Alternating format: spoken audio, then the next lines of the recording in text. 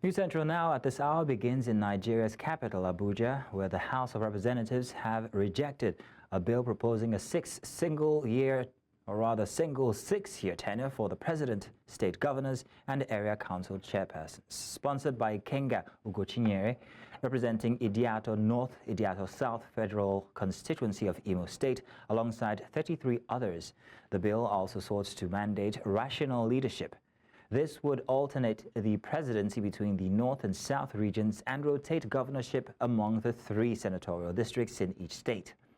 The legislation aimed to amend sections 76, 116, 132 and 136 of the 1999 Constitution to promote inclusive governance and reduce the costs associated with 4-year electoral cycles. However, during Thursday's plenary, presided over by Speaker Tajuddin Abbas, the proposal was rejected following a voice vote by the lawmakers. I rise to move that a bill for an act to alter the provision of the Constitution of the Federal Republic of Nigeria as amended to provide for a single term of 6 years for the office of President and state governors, provide for the rotation of offices of President and state governors and chairmen of local government council among the inherent regions and zones, and to provide that all elections be held on a single day to be read for a second time. I so move. Those against you say nay. The nays have it. Staying with Parliament, the Senate has approved President Bola Tinubu's loan request of $2.2 billion to partially finance the 9.7 trillion naira budget deficit for the 2024 fiscal year. The Senate, presided over by Deputy Senate President Barau Jibrin, approves the loan after the Senate Committee on Local and Foreign Debt, chaired by Senator Wamako Magata Kada, APC Sokoto North, presented to the report of the committee. The request, which was submitted by the President on Tuesday, is part of a fresh external borrowing plan to partially finance the 9.7 trillion naira budget deficit for the 2024 fiscal year. He further directed the Senate Committee on Local and Foreign Debts to expedite its review on the request and present a report within 24 hours. Although the deadline elapsed on Wednesday, the committee submitted its findings during Thursday's plenary, leading to the loan's approval. The new Senate borrowing plan of 1.77 trillion naira, equivalent to $2.209 billion, at 800 naira US dollar exchange rate, to be raised from Euro bonds, sovereign sukuk, and syndicated loans. Prioritizing of Euro bond issuance up to approved amount. 3. Utilizing funds to exchange rate adjustment of 1,740 naira to US dollar for critical capital projects. 4. Issue promissory notes and bonds to settle federal government liabilities and minimize debt servicing costs. I commend the chairman of the committee, the Secretary General of Sokoto, and members of the committee for a job well done. The report is indeed well packaged and well properly articulated. Consider the fact that the job they had to do took them just 24 hours. This should have been something that would have taken longer time. They show sacrifice, you people show sacrifice for the interest of the country by working around the clock to make sure that you get everything done. And not only done, but properly done. So we thank you very much, members of the committee. The chairman, you have done a wonderful job. Let's also tell you that Lagos State Governor Babajide Sanwo-Olu has presented a record-breaking 2025 budget proposal of 3,595,198,401 to the Lagos State House of Assembly, themed the Budget of Sustainability. The proposed budget, which significantly surpasses the 2.3 trillion approved for year 2024, is designed to ensure continuity, resilience, and prosperity for Lagosians. Governor Sanwo-Olu outlined 5 key focus areas, including infrastructure, sustainability, economic diversification, and institutional reforms. Speaking during the presentation, The governor emphasized that the budget is a practical framework aimed at positively impacting the lives of residents rather than a mere statement of intent. He also urged Lagosians to support the government's vision by actively contributing to the development of the state. Mr. Speaker, honorable members of this House, I hereby present the highlights of the textual allocation of the 2025 budget. Under the economic affairs, a total of 908.699 billion naira is estimated. Under the environment affairs, a total of 233.176 billion. Under the health sector, a total of 204.005 billion. Under education is a total of 208.376 billion. Under security, safety, and public order is a total of 124.073 billion. And under our social protection, it is a total of 47.077 billion naira. Mr. Speaker, as you will note, the budget size is made up of a recurring expenditure of 1.239 trillion, which is about 41%, and a capital expenditure of 1.766 trillion, which is 59%, which shows that it is a 41 overhead, recurring overhead, to a 59 capital expenditure project. The debt financing, which is within our fiscal sustainability parameters, we shall continue to be within those parameters, which consist of both external and internal loans and bonds.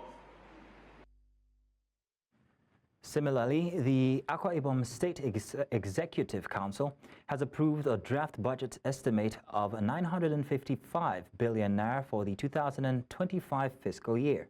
This was contained in a statement issued by the State Commissioner of Information, Ini Ememobong, after the council's meeting presided over by Governor Umo Eno.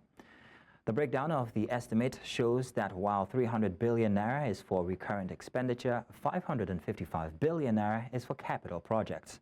Compared to 2024, the recurrent expenditure represents a 14% decrease, while the capital expenditure is a 13% increase. The Arawa Consultative Forum ACF has expressed alarm over worsening socio-economic conditions in northern Nigeria under President Bola Tinubu's administration. Describing the region as under siege, at a meeting in Kaduna, ACF Chairman Maman Mike Osuman criticized the administration's economic policies, warning that without urgent reform, both the North and the nation face grave risk. The forum urged northern stakeholders and elected officials to prioritize addressing insecurity, economic hardship, and environmental challenges. It also pledged to support leaders committed to these issues in the 2027 elections. The ACF called on the government to adopt inclusive and equitable policies for sustainable development across all regions of Nigeria. It is not in doubt that the North is currently under siege. Our dear region is not only being viciously attacked by bandits, terrorists, and kidnappers, but by sinister devices like disproportionate considerations and inequitable political treatments. I do admit that some policies of the current administrations are repugnant and adverse to our interests as a region. ACF believes that certain policies and behaviors of our own leaders within our region need some critical evaluation. And now to discuss this further, we are joined by legal practitioner and public affairs analyst Towo Oseruoja, who is joining us from the United Kingdom. You're welcome, Towo. Good to see you again.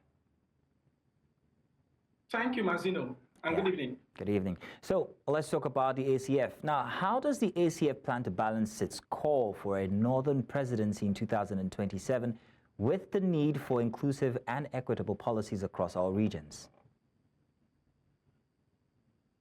Mazino, that is worrisome because it contradicts the statement of the chairman. Because if he's talking about inclusiveness and is also fighting or rooting for a northern president in 2027, is worrisome. You should know that constitutionally, that the office of the president is not zoned, but politically and for the purpose of inclusiveness, political parties find a way of managing the unwritten zoning policy, which plays a major role in the just concluded election in 2023. Then if you look at it from the other perspective, the Arewa Consultative Forum should be abreast with the fact that by virtue of section 134 of the 1999 Constitution, whoever becomes the president of Nigeria requires at least two-thirds, a simple majority of two-thirds percent, that's a two-thirds numbers of states out of the 36 states, and not make up 19. So if you look at it, if you calculate it carefully, they need about 7 states to come to that to the conclusion of who can become the president from the north. And so the South also requires a specific number of support from the northern state to become the president of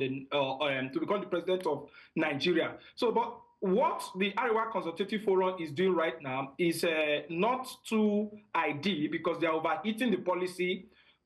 I must give it to them that the North has the population, but we also make the Arewa Consultative Forum be aware that over the time, the politics has changed. So likewise, the strategy. So there may be a social-cultural group, which is one of the social-cultural and political group, but the question is, do they have the backing of the masses or the people of the North to make such an utterance? Now, Togo, I don't know what suggestions the Arewa Consultative Forum have for President Tinubu regarding what could help the socio-economic instance there. But however, I'm very curious as to what specific economic policies of Tinubu, the Tinubu administration, they believe have negatively impacted the North.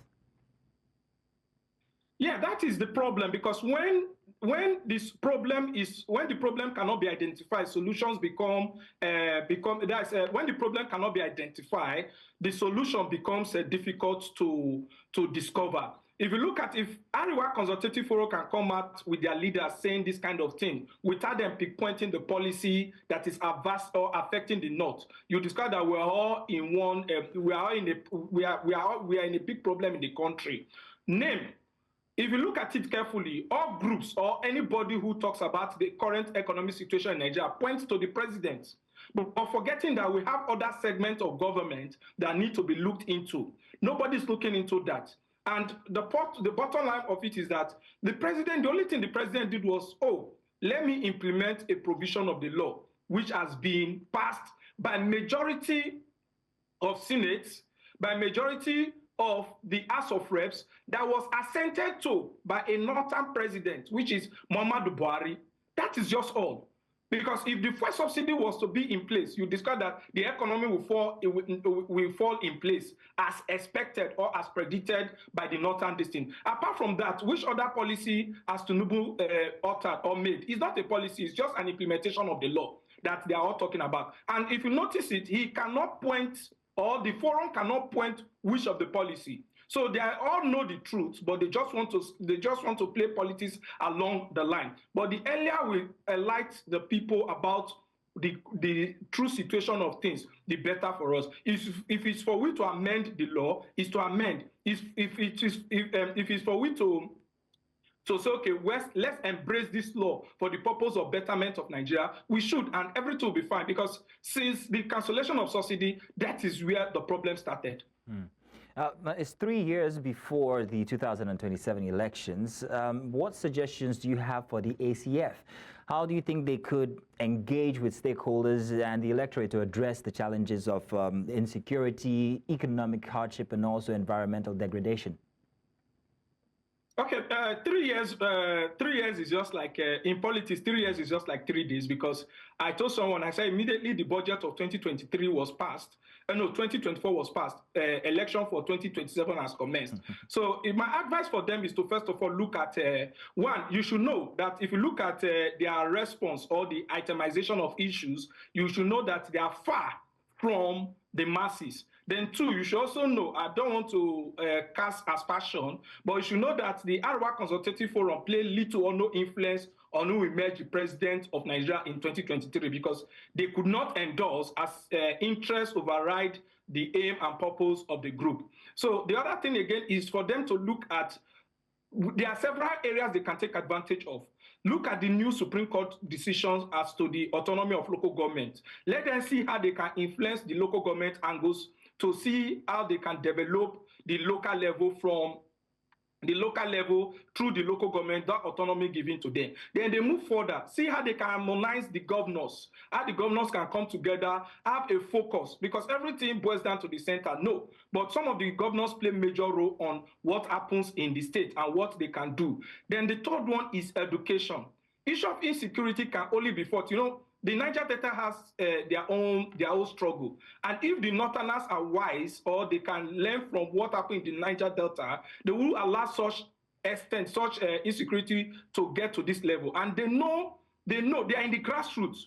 They will know the people who know the people, or know the relative of people who tend to become danger species to the society. They can tackle that within themselves by virtue of rolling out educational programs, campaigning, and making them see the need for peace rather than violence that is taking place in the north. Because if you look at it from our perspective, is that insecurity strives when it's accommodated from the locals. When the locals accommodate insecurity, it strives. But when they decide to push them out, the insecurity will die down. So it's a very untimely call. And I will also advise them that they should also be inclusive to allow the South to enjoy, which I don't go by that. They should allow the South to finish the tenure of the 4 years before we look at what further discussions on it for the purpose of inclusiveness. So, Mr. Oseruoja, thank you very much for joining us this evening. We appreciate your expert opinion. You're welcome. And now time for a break. When we return, House of Representatives express worry over fines imposed for meter replacement. We'll have the details after the break. Join us then. Now, culture and tourism are vehicles that can drive development and economic growth. Now, in Nigeria, however, their potentials have not been adequately exploited. In Kogi, the state government says it intends to drive investment to the state by boosting cultural events and tourism. The Commissioner for Information and Communication, Mr. Kingsley Fowl, said this while announcing the State Cultural Carnival coming up in December. While addressing newsmen in Lokoja, the state capital, Fowl said the event seeks to showcase the cultural heritage, historic monuments, arts, talents, and mineral resources in the state. Also at the Executive Council meeting today, the chairman of council harped on the need for aggressive drive for investment in the state. To him, this is going to improve the economy of the state, raise the IGR of the state, provide jobs and opportunities in the state, and also be able to have what we call a shared prosperity. At the State Executive Council meeting today, we also received briefings of the preparations for the Kogi State International Carnival that will be coming up on from December 1st to 7th. That's just next month. The carnival is poised to be the best in the history. And now joining us to discuss this, we have Commissioner for Information and Communication himself, Kogi State, Mr. Kingsley Fowl. You're welcome, sir. Thank you very much for joining us. Thank you very much for having me. Yeah. Now, sir, would like to ask what specific infrastructure investments are needed to make Kogi State more attractive, like you said, to tourists, such as maybe my suggestion here, improved roads, transportation options, or maybe accommodation facilities. What more? Thank you very much. We are working tirelessly. The administration of His Excellency Alhaji Ahmed Usman Ododo is working very tirelessly to improve infrastructure in the state, especially road infrastructure, and to improve transportation.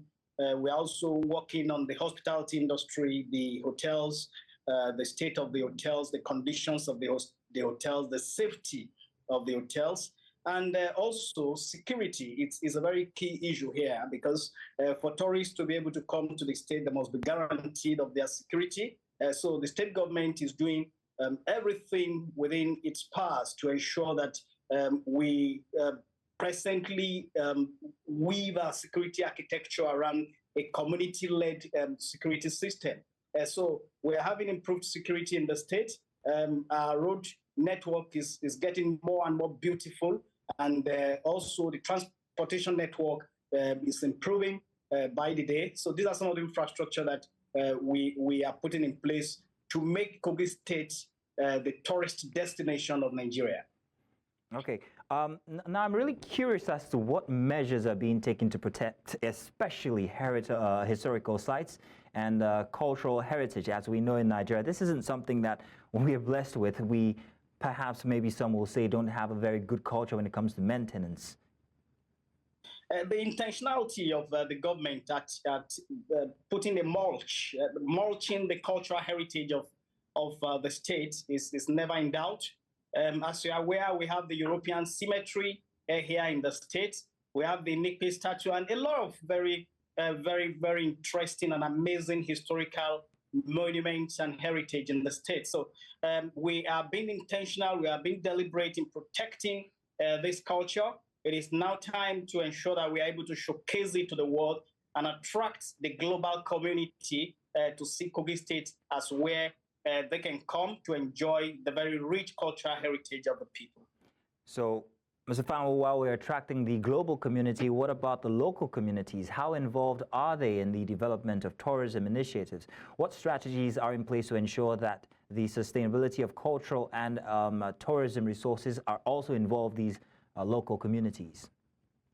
Apart from strengthening the legal framework to ensure that we protect these cultural monuments in the state, also we have been able to attract a lot of people within the country to be able to come and see what Kogi has on offer.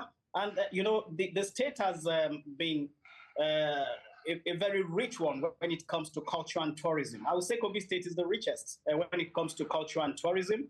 And, our location and our geography is such that naturally it is a place that would attract quite a number of people. Imagine being on over 1,000 meters above sea level on Mount Patti, and you are seeing the confluence of two of Africa's biggest rivers, Niger and Benue. This is a very beautiful thing to behold, and there is no other place in Nigeria where you will see a confluence apart from Kogi State. So we have all of this, and that is one of the strategies that we have deployed, is to be very deliberate at organizing events and programs to showcase this very rich cultural heritage. And that is why we are having the Kogi International Carnival that will be coming up between December 1st to 7th to showcase this to people within Nigeria and people outside Nigeria. Already we're having very high profile individuals, people in arts and culture in the country and around the world who have registered their intention to be at this very beautiful and what promises to be a very colorful carnival. Well, thank you very much, Mr. Kingsley. We're looking forward to all of that as well. Thank you, sir. Thank you very much for having me, and it's a special invitation to News Central TV to be part of the carnival so that you can showcase it, and then you see the beautiful state called Kogi State. Thank you very much, sir. Yes, indeed, we will be there. Thank you. Now let's head back to the House of Representatives. The House has urged the nation's Ministry of Power to overhaul the operations of electricity distribution companies in the country. Now, this was during a motion raised on the floor of the House during plenary, accusing distribution companies of imposing additional payments for the replacement of meters from customers, despite them paying for electricity meters and installations. Lawmaker proposed a recapitalization plan for the distribution companies, with a minimum of about 500 million naira.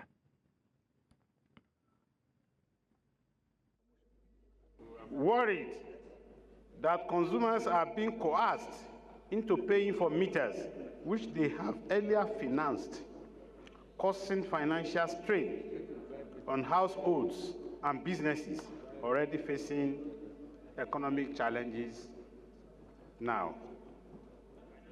This noble House, under your leadership, Mr. Speaker, resolves to, 1, urge the Federal Ministry of Power to declare discos as non-state actors and take immediate measures to address their reckless actions threatening the nation's economy. 2, also urge discos to undergo recapitalization of not less than 500 billion naira. Did we take a seconder? Solejam. Those in support of this motion should say aye. Those against should say nay. The ayes have it. And now to the judiciary. Justice sector stakeholders in Edo State have called for the speedy disbursement of funds needed for the full implementation of Nigeria's administration of criminal justice law provisions. They made this known during a training session held in Benin, the Edo State capital, for actors saddled with the implementation process, saying this will facilitate its successful implementation. They also expressed concerns over the lack of funding for the exercise, saying more progress can be achieved if adequate financial provisions are made available. Funding, we know, is critical, is the bedrock of everything. As you've heard in the whole of today, much of all the things that need to happen for the ACGL to work effectively is hinged on funding. Even though that there are other aspects which they are already trying, and we're already seeing improvements, but a large number of all the things that need to happen are hinged on funding. So funding cannot be taken out of the discussion. In fact, that's a fundamental issue that needs to be addressed. Looking at the various actors in the ACGL, starting from the police who will prosecute, the lawyers, the judiciary, and even the correctional services, there are no adequate budgetary provisions that would help. Yes, you could say they are making provision, but specifically, as it has to do with the ACGL, we've not seen adequate budgetary provision. Because without funding, we'll still be having haphazard implementation of provisions of that law. So we need adequate funding. Nigeria's Minister of Justice and Attorney General of the Federation, Lateef Fagbemi, says that the federal government will continue to collaborate with states to implement effective justice sector reforms aimed at addressing the shortcomings and inadequacies within the sector for the good of the nation. Fagbemi made this statement in Ilorin, the capital of Kwara State, during a justice sector reform conference where he informed stakeholders that the federal government's efforts are aimed at implementing the national policy on justice, which identifies the root causes of the failures observed within the sector. The governor of Kwara State and some other stakeholders present expressed confidence that with adequate collaboration among relevant authorities, the reforms will effectively address ongoing issues in the justice sector. We clearly recognize that Nigeria practices a federal system of government, which envisages a synergetic relationship between the center and the subnationals, otherwise known as the federating units. It is on this basis that we continue to engage with the my colleagues from states, in order to come up with reform strategies to address our common challenges. This conference couldn't have come at a better time, as President Bola Ahmed Tinubu mobilizes the Honorable Attorney General and his team to rejig the system for better outcomes. I have confidence that the JSRT will address all pending issues on judicial reforms from a position of knowledge and patriotism, and in a way that strengthens public confidence in the judicial system. Now, of course, you would know that one of the reasons why we experience congestion in correctional facilities, for instance, or delays in the prosecution of criminal cases, or even in civil justice, is because we have failures of coordination within the criminal justice system. So one important, critical criminal justice agency or justice agency is not speaking well with another justice agency. Both discharge very, very important functions in the system, but because they don't speak to one another, things fall through the cracks. Now, the Broadcasting Organization of Nigeria, BON, has reaffirmed television's pivotal role in advancing democracy, governance, and unity in Nigeria. The body reaffirmed this through a statement on the occasion of this year's World Television Day. Since the launch of Western Nigerian Television, WNTV, in 1959, television has been a cornerstone of democratic development. Bolstered by the 1992 deregulation allowing private ownership, today Nigeria boasts over 100 stations, many offering 24-hour broadcasting to inform and entertain audiences locally and globally. However, rising operational costs, unstable power supply, and currency devaluation pose severe challenges.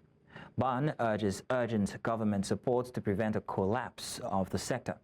While lauding broadcasters' resilience, BON emphasized adherence to ethics, calling television an indispensable tool for fostering national cohesion. Welcome back. The year 2024 witnessed one of the world's worst flood disasters of our time. From the Americas to Central Europe to the Sahel and even Nigeria, climate change is proving to be a respecter of no persons or country, whether developed or undeveloped. New Central's Bettina Nweli tells us more in this report. As climate change intensifies, the intersection of environmental disasters and public health has become increasingly evident. Extreme weather events, rising temperatures, and shifting disease patterns are already straining healthcare systems worldwide.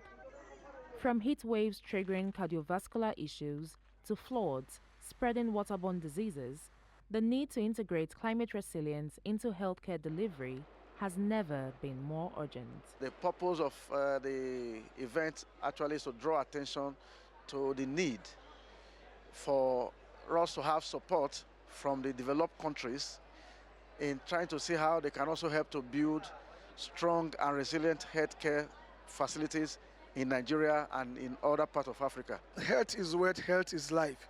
Without a good health, you wouldn't be here today, I wouldn't be here today. It takes a healthy person to contribute to society, to the community. And therefore, climate change activities affect the health of human, and not just human, the environment and everything thereof. And so if health is not a fundamental in the conversation, then we are making pretense over the issues of climate change. Communities and countries need to take measures to ensure the safety, security, and functionality of their health infrastructure. Experts say priority should be given to the protection of new and existing hospitals and other health facilities from identified hazards, and the physical integrity of buildings, equipment, and critical hospital systems should be ensured. We want to help build the capacity of the healthcare professionals. Two, we want to see how best we can get support in trying to build a resilient healthcare facility, not only in Nigeria, but in the whole of Africa. And then thirdly is the fact that, yes, we want to see how we can build climate change as a topic in the curriculum of schools from primary school up until the university level. As COP29 gradually draws to an end, the global health community remains hopeful that the resolutions from this conference will bring transformative changes to how healthcare systems address climate-related challenges. In Azerbaijan, for News Central, I am Bettina Nweli. Now the news continues in West Africa, where Mali's junta has appointed General Abdoulaye Maiga as the country's new prime minister, just the day after the dismissal of civilian leader Choguel Kokala Maiga. The announcement comes in the wake of Kokala Maiga's public criticism of the junta's lack of clarity regarding the transition to civilian rule. The former prime minister had condemned the indefinite postponement of elections initially promised for March 2024. General Abdoulaye Maiga, who previously served as the government's spokesperson, now assumes the role of prime minister, further solidifying the military's grip on power. The decision is seen as a move by the junta to strengthen its authority amidst growing international pressures and international, or rather internal, uncertainty over Mali's political future. Now, Southern African leaders have resolved to extend for another year the presence of regional troops deployed to fight rebels in conflict-torn eastern Congo. They also pledged to work towards peace in Mozambique, where disputed elections stoked unrest. The leaders were meeting in Zimbabwe's capital, Harare, for an extraordinary summit under the umbrella of the Southern African Development Community, a bloc of 16 countries that includes the Democratic Republic of Congo. Regional powerhouse South Africa committed close to 3,000 troops for the SADC mission in the Democratic Republic of Congo, which were deployed last December. Just over 2,000 more are from Tanzania and Malawi. Summit extended the mandate of the SADC mission in the Democratic Republic of Congo by 1 year, continuing the regional response to address the prevailing unstable security situation in eastern DRC. Summit extended condolences to the government and the people of the Republic of Mozambique for the lives lost during the post-election violence. We remain grateful to member states and salute our gallant forces who protect our territorial integrity, independence, freedom, sovereignty, and the collective security of our region. We now head to Central Africa, where Congolese opposition parties have urged citizens to protest potential constitutional reforms under President Felix Tshisekedi, fearing the changes could extend his time in power. The ruling party has called for constitutional amendments since October, with Tshisekedi proposing a commission to draft a constitution tailored to Congolese realities. Opposition leaders have deemed these plans unjustified, inopportune, and unconstitutional. The current constitution, adopted by referendum in 2006 and revised in 2011, limits the president to 2 5-year terms. Any amendment requires approval by referendum or 60% of parliament. Tshisekedi, re-elected in December despite opposition disputes, faces echoes of 2015 unrest when protests against then-President Joseph Kabila's term extension led to deadly clashes. The opposition warns similar tensions could arise. Nous, forces politiques et sociales, porteuses des aspirations profondes du peuple congolais, après avoir suivi avec consternation M. Félix Tshisekedi sur sa volonté de changer la Constitution, déclarons solennellement notre opposition à ce changement ou cette révision de la Constitution, contrairement aux affirmations mensongères de M. Tshisekedi, prétendant que la Constitution du 18 février 2006 serait l'œuvre des étrangers. Eh bien, celle-ci est issue du travail des Congolais. Welcome back. Now, outside the African continent, judges at the International Criminal Court, the ICC, have issued arrest warrants for Israel's Prime Minister and former Defense Minister, as well as Hamas military commander. A statement said a pre-trial chamber had rejected Israel's challenge to the court's jurisdiction and issued warrants for Benjamin Netanyahu and Yoav Gallant. A warrant was also issued for Mohammed Deif, although the Israeli military has said he was killed in an airstrike in Gaza in July. According to the judges, there were reasonable grounds the three men bore criminal responsibility for alleged war crimes and crimes against humanity during the war between Israel and Hamas. Both Israel and Hamas have rejected the allegations.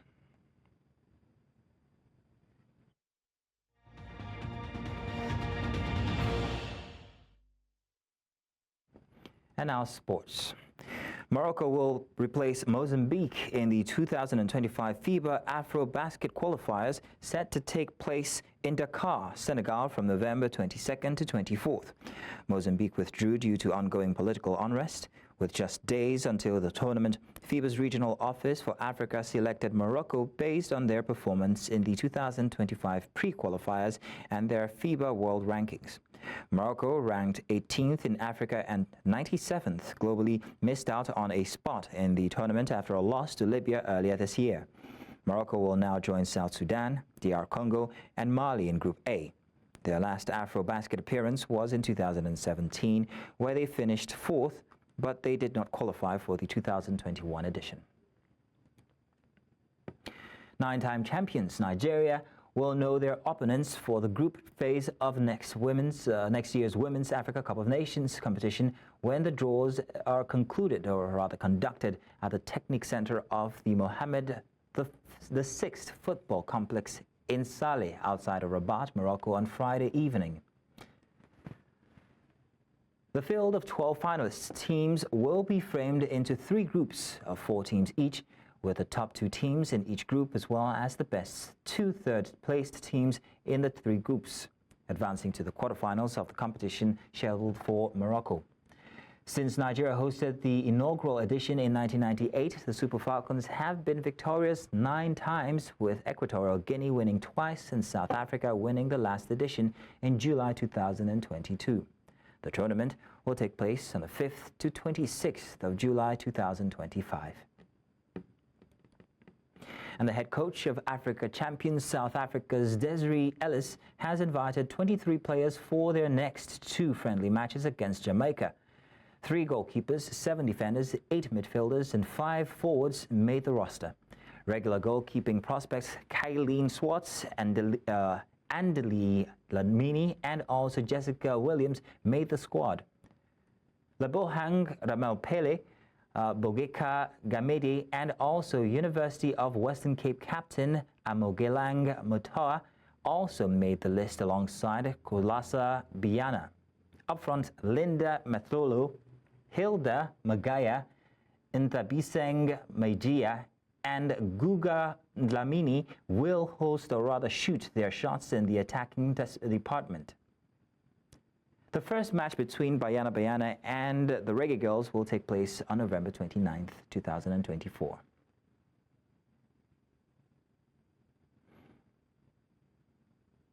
And that's all at this hour. But before we go, let's take another look at some of the major stories. House of Representatives reject bill proposing a single 6-year tenure for the president, state governors, and others. Lagos State Governor Babajide Sanwo-Olu presents a 3 trillion naira 2025 budget to State Assembly.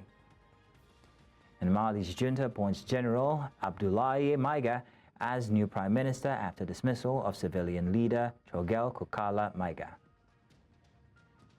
You can watch News Central live on DSTV channel 422, Star Times channel 274, Avo TV, and on YouTube. Many thanks for watching. My name is Mazino Appeal.